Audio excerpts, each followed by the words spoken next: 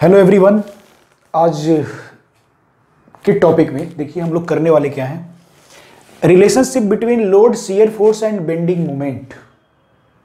बहुत ही बढ़िया topic, best topic, important topic जो मोस्टली लोग इग्नोर करते हैं, छोड़ते हैं। तो मेरे हिसाब से ये बहुत बढ़िया टॉपिक है और इसको आपको समझना चाहिए। और सिर्फ मार्क्स के पर्पज से नहीं, एग्जाम में तो पूछा ही जाएगा कि इन तीनों में आप रिलेशन डिराइव कीजिए। तो बट अगर आपको पता है तो ये देखिए, अगर कोई चीज़ हमें पता होती है, प्रीवियस चीज़ें, तो एक अलग कॉन्फिडेंस आता है अंदर। छोड़ देना ये कोई सोल्यूशन नहीं है। तो हम लोग इसको समझने की कोशिश करते हैं। मैं पूरी कोशिश करूँगा कि मैं आपको समझा पाऊँ। और ये है आसान, कॉम्प्लिकेटेड नहीं है, बहुत ही आसान है। कुछ बेसिक प्रिंसिपल के साथ हम इसको लेके आगे बढ़ते हैं। पहली बात तो ये, एक AB बीम ऐसा है जिसपे नॉन यूनिफॉर्म लोड अप्लाइड है। टेढ़ा मेढ़ा जो दिख रहा है, इसका मतलब ये लोड जो है ये वेरिंग लोड है। और ये जो वेरिंग लोड है, अब इसे लेके हम लोग जब आगे बढ़ेंगे तो इसका मतलब हमने क्या करना है, इसमें जैसे पहले भी करते थे डेरिवेशन में, पॉइंट A से X मीटर पे, पॉइंट A से X मीटर पे, यानी यहां की हाइट पे आके एक dx का स्ट्रिप कट कर लिया। क्या किया? dx का एक स्मॉल स्ट्रिप कट कर लिया। इंटीग्रेशन में जैसे हम लोग करते हैं, पॉइंट A से x मीटर पे आपने क्या किया, dx का स्ट्रिप कट किया। अब हम लोग बात करेंगे इस स्ट्रिप की। अब इसको थोड़ा सा अलग कर लेते हैं, अलग किया और इसको जूम आउट कर लेते हैं। जब अलग इसका डायग्राम बनाएंगे इसी पार्ट का, तो ये डायग्राम आपको कुछ थोड़ा जूम करके मैं बना रहा हूं।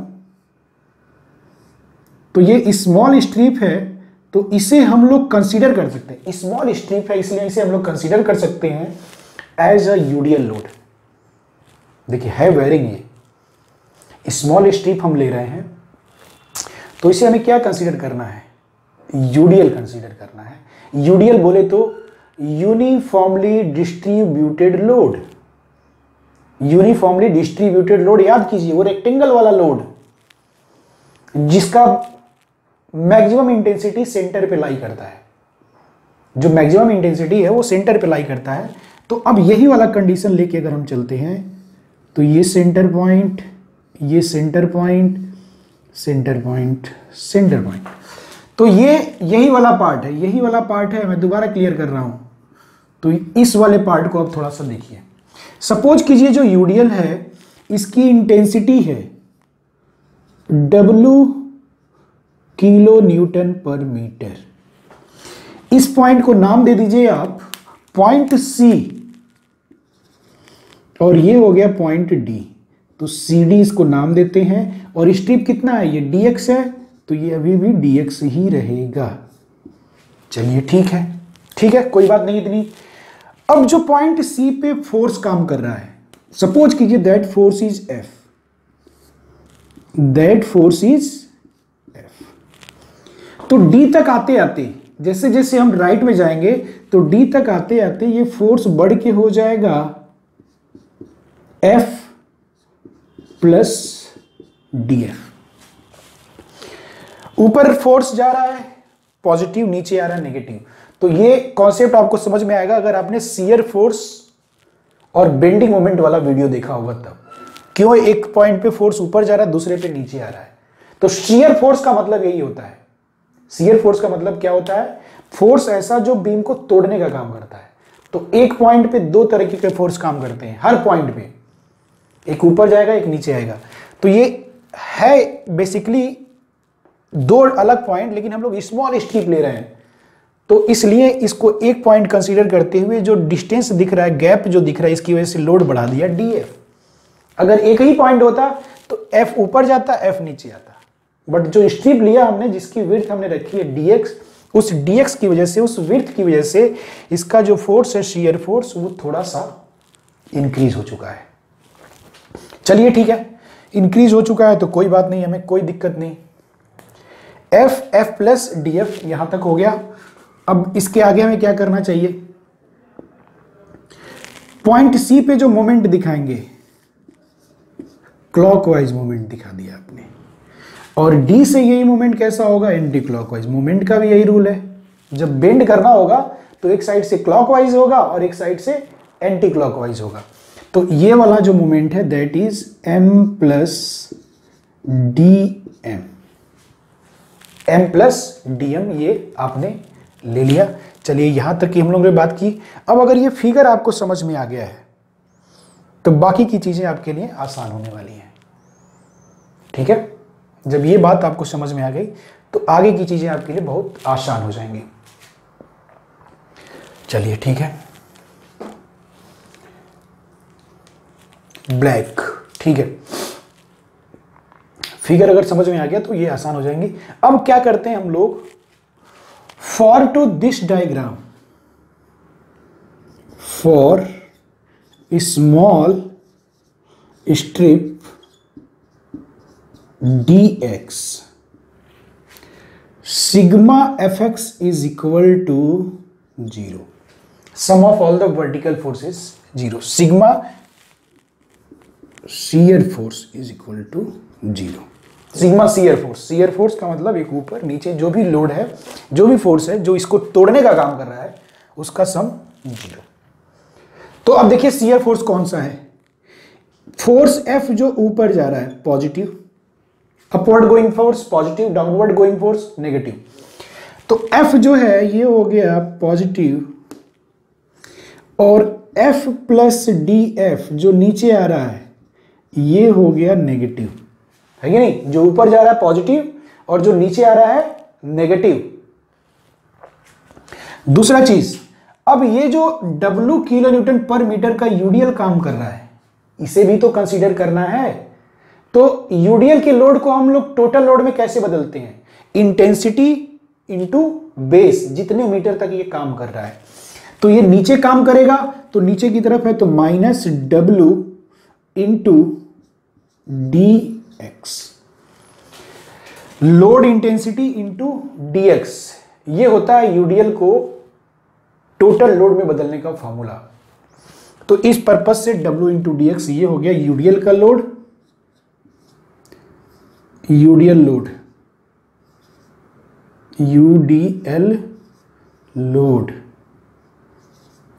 ये मैं कैपिटल कर देता हूं, यूडीएल, यूनिफॉर्मली डिस्ट्रीब्यूटेड लोड। तो लोड की इंटेंसिटी में जब बेस से मल्टीप्लाई करते हैं जितने डिस्टेंस तक वो काम कर रहा है तभी ये टोटल लोड में कन्वर्ट करता है। तो ये यूडीएल हो गया। अब इसे हम ओपन कर दें तो F minus d f minus W d x is equal to 0। इस F से ये F कैंसिल हो जाएगा, इस F से ये F कैंसिल हो जाएगा, और यहां से minus d f is equal to, चलो अभी एक लाइन और लिखते हैं, minus W d x is equal to 0। Minus d f is equal to minus, ये माइनस है, राइट में आके क्या हो जाएगा, प्लस हो जाएगा, डब्ल्यू डी एक्स। अब ये डी एक्स अगर इधर से ट्रांसफर करें तो D F upon D x is equal to, ये माइनस इधर आ जाए तो ये हो जाएगा minus W, D F upon D x is equal to minus W. इसका मतलब ये है कि जो शियर फोर्स है अगर इसे हम लोग डिफरेंशिएट कर दें एक्स के टर्म में, डिस्टेंस के टर्म में, तो ये लोड के बराबर हो जाएगा, बट डायरेक्शन में अपोजिट। लोड नीचे काम कर रहा होगा तो ये रिएक्शन फोर्स ऊपर काम कर रहा होगा। आई बात समझ में? तो ये हो गया d F upon D x is equal to minus डब्ल्यू। अब ठीक ऐसे ही दूसरा इक्वेशन हमें लिखना चाहिए। दूसरा इक्वेशन में क्या लिख लूं, तो दूसरा इक्वेशन में लिख देता हूं bending moment equation. Bending moment equation कहां लिखूं, तो मैं इसके नीचे ही लिख देता हूं या यहां लिख दूं, जहां कहिए, चलिए यहां लिख देता हूं। अब bending moment equation, bending moment equation about point D, capital D, D point के अबाउट ले रहे हैं हम लोग, डी पॉइंट दिख रहा है, कैपिटल डी, यानी इस पॉइंट के अबाउट आप ले रहे हो बेंडिंग मोमेंट, इस पॉइंट के अबाउट आप ले रहे हो। तो जब डी के अबाउट आप बेंडिंग मोमेंट का इक्वेशन लिखोगे तो देखिए कौन कौन से फोर्सेस हैं इसमें। पहला चलिए, एक तो हो जाएगा clockwise force M, anti clockwise force नहीं moment, anti clockwise moment M plus D M, M clockwise M plus D M anti clockwise. चलिए ये दोनों मोमेंट है तो डायरेक्ट मोमेंट के इक्वेशन में आपने रख दिया। अब फोर्स की वजह से मोमेंट कितना होगा, तो फोर्स जो सी पॉइंट पे काम कर रहा है एफ, ये रोटेट होगा डी के अबाउट क्लॉकवाइज। देखिए पॉइंट डी यहां पे है, फोर्स यहां पे है, तो इसका नेचर क्या है, ये क्लॉकवाइज रोटेट होगा, किसके अबाउट, डी के अबाउट। तो ये हो जाएगा F into perpendicular distance D x. Movement यही तो होता है, force into perpendicular distance. Clockwise है तो पॉजिटिव और एंटी क्लॉकवाइज है तो नेगेटिव। ये हो गया साइन कन्वेंशन। अब दूसरा क्या बच्चे, दूसरा आपको दिख रहा होगा एफ प्लस डी एफ। तो जो एफ प्लस डी एफ है ये पॉइंट डी से ही जा रहा है। एफ प्लस डी एफ कहां से जा रहा है, पॉइंट डी से ही जा रहा है, तो इसके लिए परपेंडिकुलर डिस्टेंस होगा 0। ये बात याद रखना, F plus D F point D से ही पास हो रहा है। F plus D F point जब डी से ही पास हो रहा है तो इसके लिए आप डिस्टेंस कितना लेंगे 0। तो इसलिए आपने लिख दिया F plus D F into 0। और कुछ छूट रहा है क्या, देखिए एम ले लिया, एफ ले लिया, एम प्लस डी एम ले लिया, एफ प्लस डी एफ ले लिया, ये तो हो गए। लेकिन भैया ये डब्ल्यू किलो न्यूटन पर मीटर का जो यूडीएल है ये छूट रहा है अभी। तो इसको जब लिखने आएंगे आप तो ये होगा minus W into D x. ये लोड हुआ अभी, डब्ल्यू इंटू डी एक्स, ये फोर्स हो गया, लोड हो गया। अब इस लोड के लिए परपेंडिकुलर डिस्टेंस, तो यूडीएल कहां कंसंट्रेटेड होता है, अपने बेस के हाफ पे। तो इसका बेस कितना हो जाएगा dx/2। अब इसको मैंने नेगेटिव क्यों लिया, तो ये जो f इंटू डी एक्स है यहां पे काम कर रहा होगा, w इंटू डी एक्स यहां पे काम कर रहा होगा। तो ये डिस्टेंस ये इसके अबाउट कैसे रोटेट करेगा, d के about anti clockwise. w into D x point d के अबाउट कैसे रोटेट करेगा, एंटी क्लॉकवाइज। तो इसलिए इसको आपने ले लिया था माइनस साइन। तो ये है minus W d x into D x by two. D x by two क्यों, क्योंकि यूडीएल लोड, याद कीजिए यूडीएल लोड मैंने आपसे यही बताया था कि ये टोटल लोड जो है ये एज्यूम किया जाता है कि अपने सेंटर पे लाई करेगा। टोटल लोड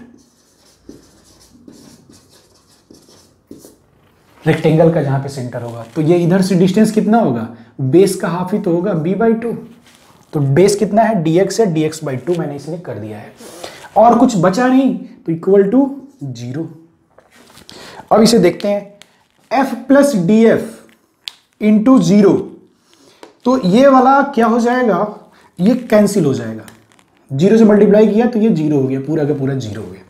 अब इधर आते हैं, लिखते हैं इसको, तो ये है m minus D M plus f into D X minus w into D X का whole square upon 2 equal to 0। अब देखिए दो छोटी क्वांटिटी का जो प्रोडक्ट होता है वो हम लोग 0 मान लेते हैं। तो यहां पे जो dx स्ट्रिप लिया वो हमने बहुत छोटी क्वांटिटी ली है, तो दो छोटी क्वांटिटी का जो प्रोडक्ट होता है वो भी क्या हो जाता है, 0 हो जाता है।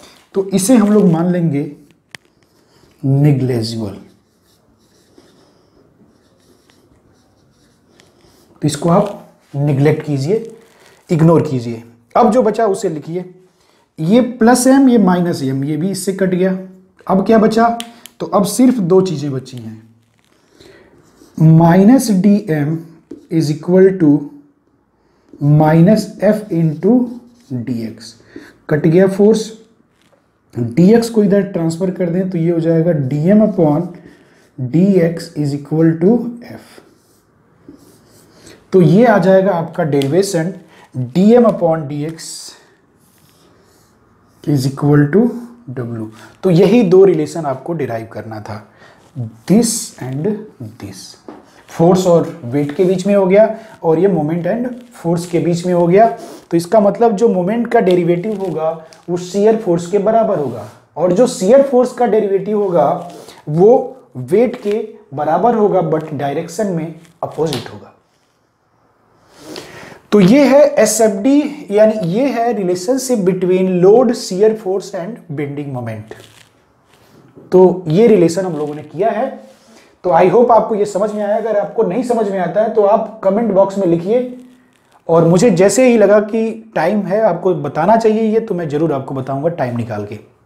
ये प्रॉमिस है, मेरी पूरी कोशिश ये है कि आपको चीजें समझ में आए, चीजें समझ में आए, आपका कॉन्फिडेंस बढ़े।